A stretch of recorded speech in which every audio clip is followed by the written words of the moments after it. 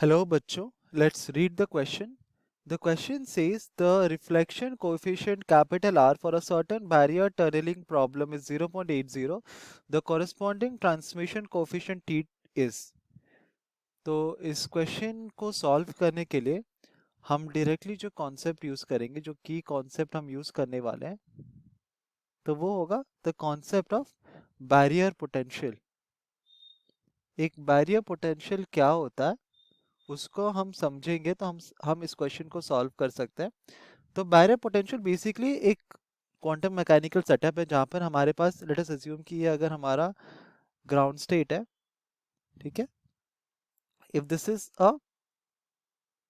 The barrier, this is a tunnelling problem होता है। तो जहां पर अगर ये पॉइंट ए है, पॉइंट बी है, तो let us assume the space within this two points it has a potential V naught, और यहाँ पर पोटेंशियल है वी वी।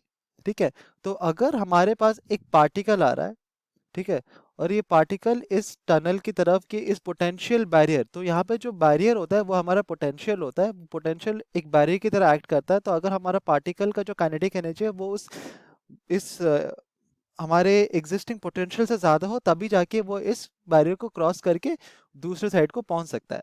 ठीक है, तो अगर हमारा एक पार्टिकल इस तरह से आ रहा है towards the barrier, then the total, तो हमें पता है कि ये जो पार्टिकल होगा it will act as a wave as per the de Broglie wave particle duality.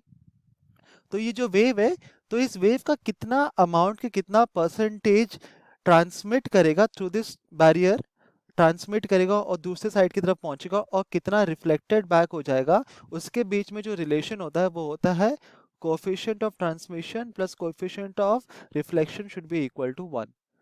तो दोनों कोएफिशिएंट का जो सम होगा वो यूनिटी होना चाहिए।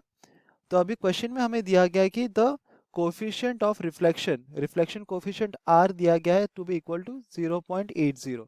सो हमारा ट्रांसमिशन कोफिशिएंट कितना हो जाएगा, 0.80 plus T is equal to 1। This implies transmission coefficient is equal to 1 minus 0.80, that is equal to 0.20। तो ये हो जाएगा हमारा for the given barrier potential that value of transmission coefficient. और अगर हम ऑप्शंस देखेंगे, option D here would be the correct option. Hope you understood it well. Best of luck.